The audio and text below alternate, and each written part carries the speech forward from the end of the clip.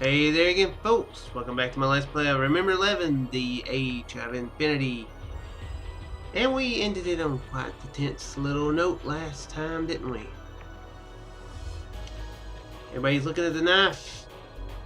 Nobody knows who's going to go for the knife. I don't know if any of them want to be the person who goes for the knife. But somebody's going to go for the knife, probably, so gonna be pretty tense when that happens. I honestly have no clue what's gonna happen. It's gonna be brutal, probably. It's far enough into the game where somebody can kick the bucket and it be legitimate. Hopefully in the final one, you know, it can be peacefully resolved. Maybe this will be peacefully resolved. Who knows? But you know, we spent 2 episodes there getting the crap kicked out of us by the murderer, whoever it is. If it's that guy who got killed, whether it's Keiko, whether it's Satsumi. So let's get it on the road and find out what's happening, shall we? Between the 3 of us, the distance to the knife was more or less the same. It's just like one of them. Is it a Mexican standoff? Is that what they call it? I'm probably completely wrong on that phrase. It's pretty much where everybody's got their guns pointed, around the circle. Guy A is pointing his gun at guy B, and guy B is pointing the gun at guy C. But guy C is pointing the gun at guy A, so everybody's got a gun pointed at them. And they're all ready to shoot at any moment, so this feels like a very similar situation. I'm a little bit further away. That makes her feel great, I'm sure.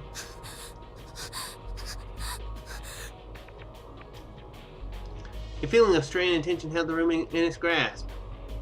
Nobody moved a finger, nor not to show any openings. I watched their movements closely.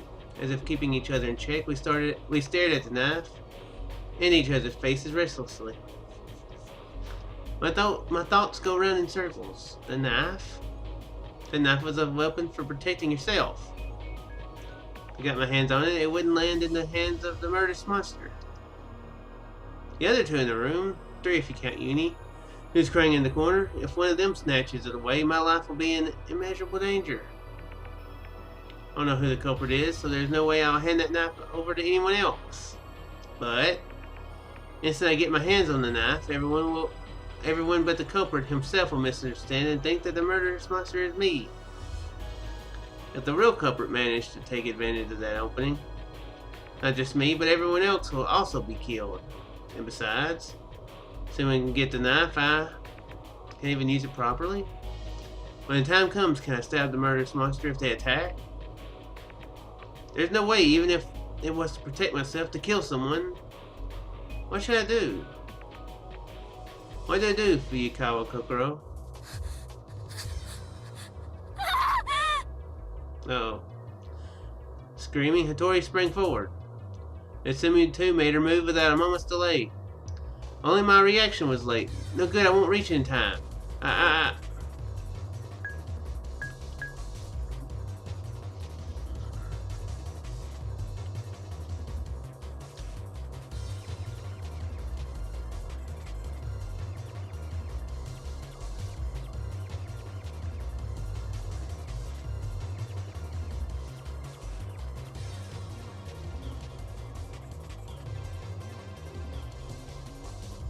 No, we're gonna keep watching. We're just gonna let the events flow as they will.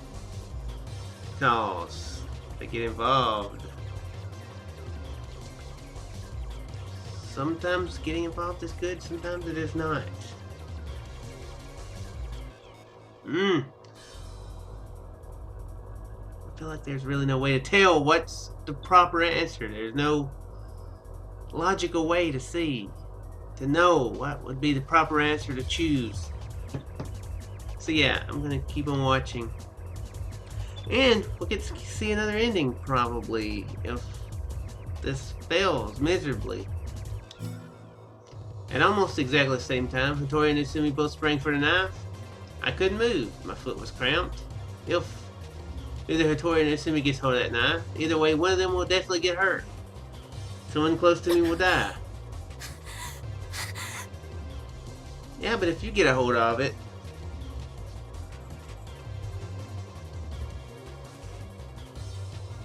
you might wind up being the one to kill them. If they attack you, that's the thing. But yeah, I'd give it. I made the choice. A hair's width of difference for a single instant. The hand that Hattori was reaching out went further. Hattori and Utsumi glared at each other, separated by the corpse between them. The knife was in Hattori's hand. Nobody asked who the guy was. Like, who's this guy? This guy who was not here on this island with a wall around it. Who's this guy?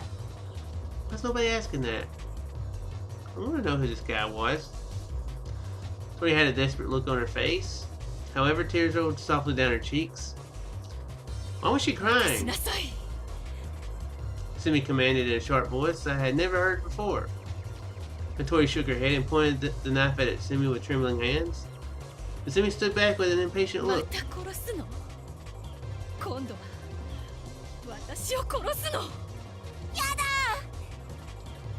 Suddenly Yuni screamed out. He stood up with amazing vigor and started running, covering his head with his arms. They didn't have a moment to spare. Hattori and Utsumi were equally surprised. Hattori seemed frightened. She was clearly very confused. Letting out a scream, she swung her knife randomly. From out beside her, Yuni turned and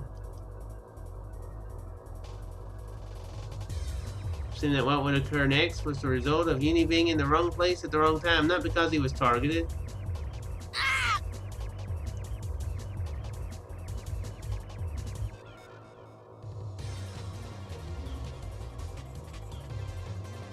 Fresh blood splattered everywhere. Yuni's small body lost its strength and collapsed.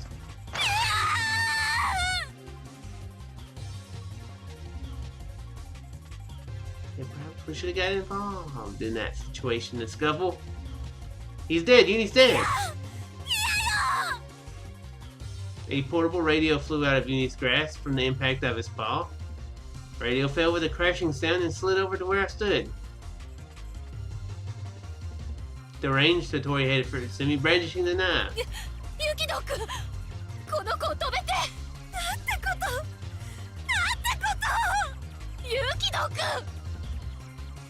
I regained my composure. The scene of Hattori facing Utsumi with the knife held over her head entered my vision.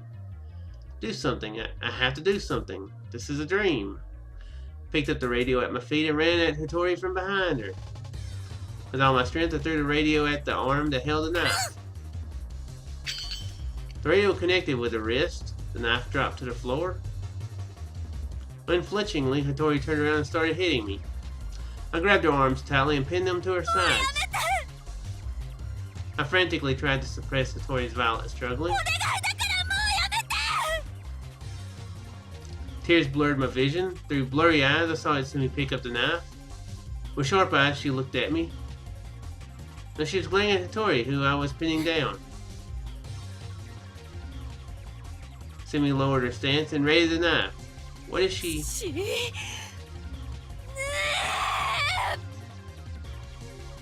This is being rather Shakespearean, I feel right now. It was a completely unconscious movement. Covered Hattori with my body instantly, and Utsumi quickly stopped herself. Oh, okay. Not missing that chance, I knocked her hand away while she was still dazed. Well, I thought she would be like, whoosh, and get stabbed herself and die, you know.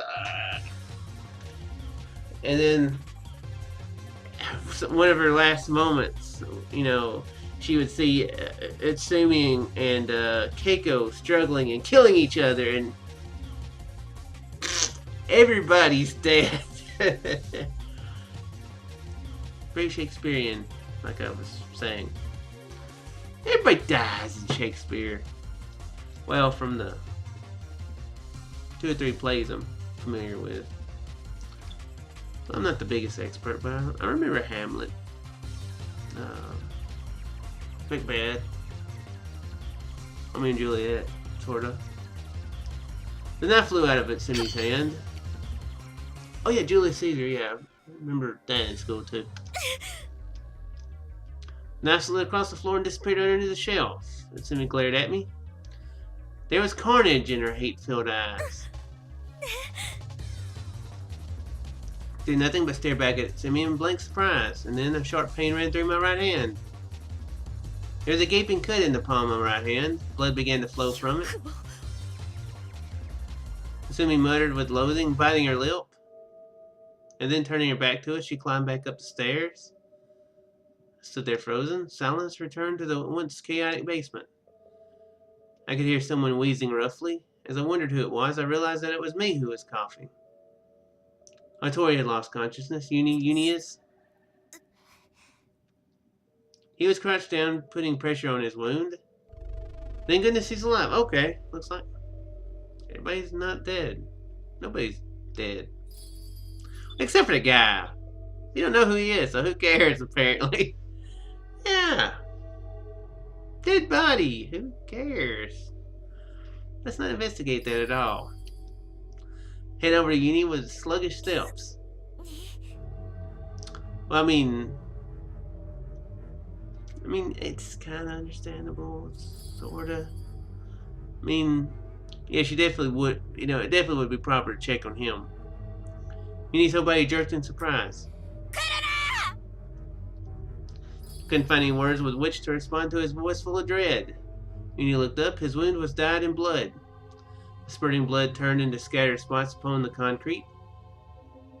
However, Uni stared at me with frightened eyes, not even bothering to wipe up the blood. He stood back with a look of panic in his face.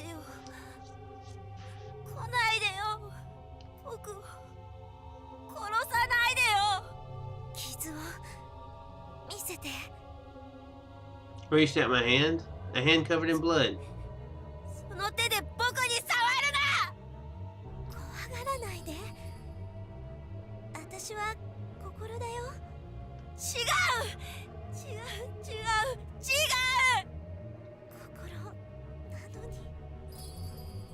Discouraged, I crumbled where I stood. There's a pool of blood gathering under a man's corpse. My hand was drenched with blood. Blood continued to flow from Uni's wound as well. Blood, blood, blood. The basement storeroom was becoming a red hell filled with the scent of blood. I'm wondering if he was the one, or if she was the one who killed the guy and not Keiko. Yeah, Keiko. Who can I believe in? What can I believe in? Hey, Satoru. Save me, save me. Slowly, I lost consciousness.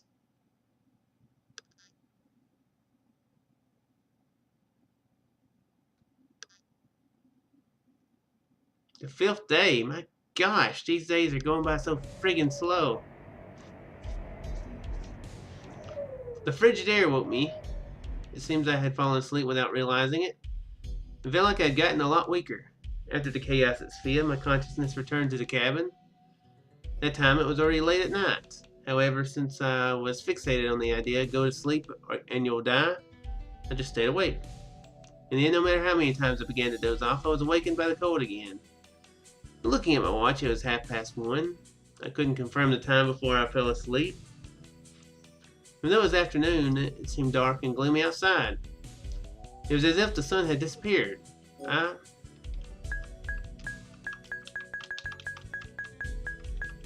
I feel like they're both the same thing. Let's just approach the window, but not look outside it. I'll just walk over there to it with my, with my back turned or something. A strange choice. Look out the window. I don't know. I looked outside from in bed. The window was completely frosted over with snow, so the outside scenery could hardly be seen. However, there was a terrible roar coming from outside. Oh, okay.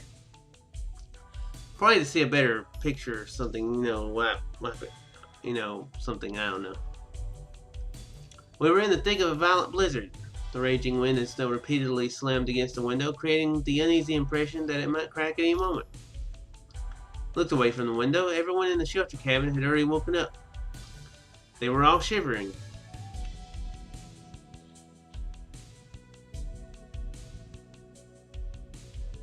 Yeah, it doesn't seem like a good mood there. None of them started a conversation and simply crouched where they were, shivering. The fire on the stove had gone out a while ago. The last of the firewood had been used up last night. We didn't have anything left to burn. Burn the beds. But it was cold even with the stove on. But now that the fire is burned out, the cold is beyond all comparison. I couldn't stop my body from shivering even if I wanted it to. I was wearing several layers of coats and wrapping myself in a blanket on top of that, but they had no effect at all. My fingers and toes felt a pain like being pierced by needles.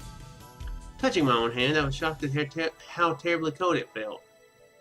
My hands wouldn't warm up even if I blew on them or rubbed them together. Touching my hair, I found that parts of it had frozen from the cold. Tears welled up in my eyes as I combed my hair with my fingers over and over again. It had likely gotten wet when I went out to get snow for water last night and had frozen just like that. Mogi had said water was the thing most important for living. In the last rationing of water, we divided it into 4 PET bottles. The 4 of us each had 1 bottle. I didn't want to imagine what would happen when this water ran out. Even Uni, who'd been simple-mindedly energetic until yesterday, and Yomogi, who kept us calm with his composure, were curling themselves up.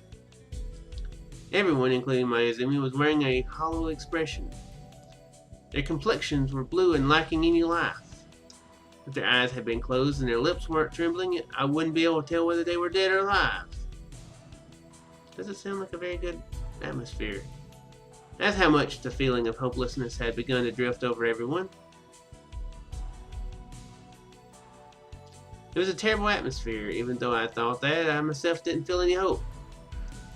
I wasn't in any position to encourage the others. We'd already taken refuge in this cabin for 5 days. There had been no sign that a search party was coming around. In this snowstorm, help probably won't come today either. There's no guarantee that it'll clear up by tomorrow, and there are no grounds to believe that help will come tomorrow even if it did. All my thoughts were turning negative. That's the way it sounds. Maybe the entire world has forgotten about us. Maybe no one even noticed that the plane had crashed. Pretty sure somebody noticed. Even though that shouldn't be, I inadvertently think it, and my chest is gripped with anxiety. And on top of that, I'm carrying another troublesome problem. What happened at SPHIA had become vague in my mind because of the transfer, but did Satoru resolve the messed up situation? Who attacked Satoru? Who can I believe in? Who was the man that died? What was the transfer phenomenon I'd been experiencing in the first place? I started pondering all of this with a mind slowed by cold and lack of sleep. Maybe the personality transfer is a dream. I curved my dried and cracked lips. I asked myself that unproductive question over and over again. If that really was the case, how relieved would I be? How relieved I would be. However, the transfer phenomenon is reality. Yeah, they've got... I've been thinking there's that ladder there. That's something that could burn. I mean, they could, for survival's sake, they could burn the top racks there. You know, if they're chopping stuff up, you know. Raising my head, I saw that Uni had come up in front of me before I noticed. His muttering voice wavered from the cold. I nodded and opened up space on my bed for Uni. Opened a blanket to invite Uni in. Uni and I piled our 2 blankets up together as we both cover ourselves with them. And then...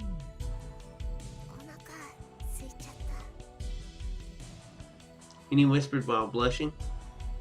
As I had skipped breakfast as well, I was famished too. My speech is slurred. Take out the can from the vinyl bag under my pillow. And there was a remaining food supply for 3 people, me, Uni, and Yomogi.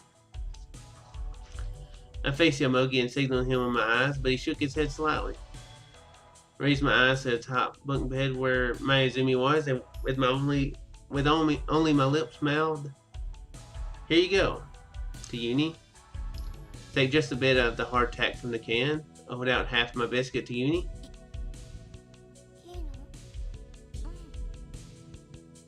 Uni smiled weakly. Together we snapped the biscuit in two. It was enough to relieve my hunger, but mentally I felt a bit better.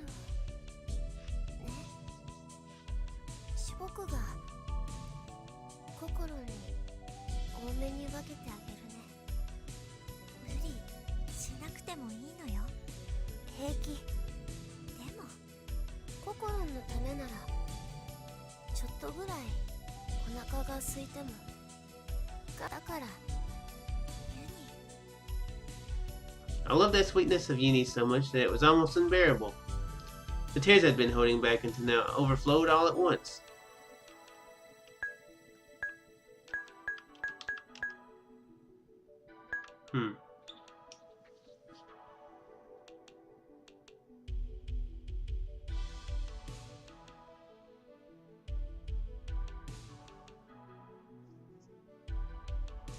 I don't know what the real difference between the two would be. Sometimes these choices feel really strange. Yeah, sometimes they do.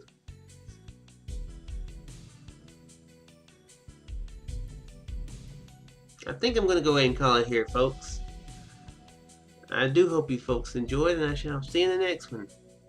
Farewell there.